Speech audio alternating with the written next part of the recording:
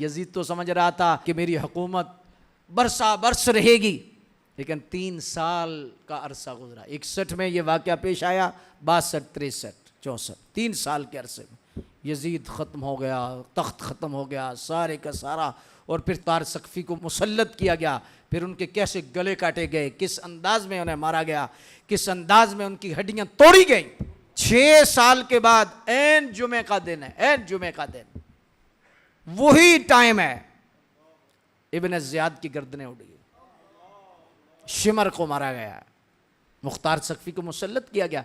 یہ بات بھی ذہن میں ہو، آج بہت سارے ایسے لوگ ہیں جو مختار سقفی کی بڑی تعریفیں کرتے ہیں، جیسے روافظ ہیں۔ اہل سنت کے ہاں مختار سقفی کافر ہے، کیوں کہ اس نے آخر پر نبوت کا دعویٰ کیا ہے۔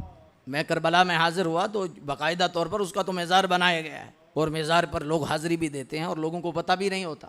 لیکن مختار سقفی کے بارے میں جو نظریہ صحیح ہے وہ یہ ہے کہ وہ آخر پر اس نے نبوت کا دعویٰ کیا اور وہ جہنمی ہوا، تو لوگ اس کی تعریفیں کرتے ہیں اور اس انداز میں جاتے ہیں۔ تو بعض ایسے رافضی قسم کے لوگ آج بھی پاکستان سے بھی اس کی قبر پہ جاتے ہیں، جیسے خمینی کی قبر پہ جاتے ہیں، اس طرح کی قبر جاتے ہیں، اور ان کی قبروں پہ جانے سے بڑے ڈالر ملتے ہیں، ہاں بڑے بڑے وظیفے ملتے ہیں۔ اسی لیے پیر آج اس لیے گمراہ ہو رہے ہیں، اور اسی لیے یہ سارے مسئلے ہو رہے ہیں، ساری کی ساری، یہ کوئی چھوٹی باتیں تو نہیں ہیں، پیسہ ہو بس چاہے کیسا ہو، اسی لیے تو مسلک بھی دو پہ لگ گیا، سارے معاملات جو ہیں بیڑا غرق کر رہے ہیں۔ تو بہرحال یہ ہے کہ مختار سقفی کو مسلط کیا گیا، اس سے کام لیا گیا۔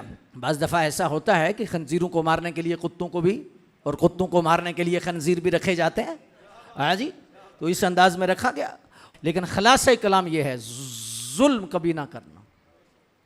یزید کے 5-6 بیٹے تھے، ابن زیاد کے 7-8 بیٹے تھے، شمر کے کتنے تھے، آج قبریں موجود نہیں ہیں، بالکل پتہ ہی کوئی نہیں۔ لیکن آج کربلا معلیٰ جاؤ، امام علی مقام رضی اللہ تعالیٰ عنہ کے جیسا، بلکہ میں تو اکثر یہ کہتا ہوں، حضرت امام علی مقام رضی اللہ تعالیٰ عنہ کی ذات گرامی کے ایک ہی شہزادے کربلا میں بچے تھے نا، یعنی امام زین العابدین جو کربلا کے انداز میں تھے، اور قیامت تک پھر امام علی مقام کی نسل جو ہے وہ سورج کی طرح اور ستاروں کی طرح چمکتی رہے گی۔ اور یزید کا خاتمہ ہوا، اس کے ظلم کا خاتمہ ہوا، اور قیامت تک عبرت کا نشان بن گیا۔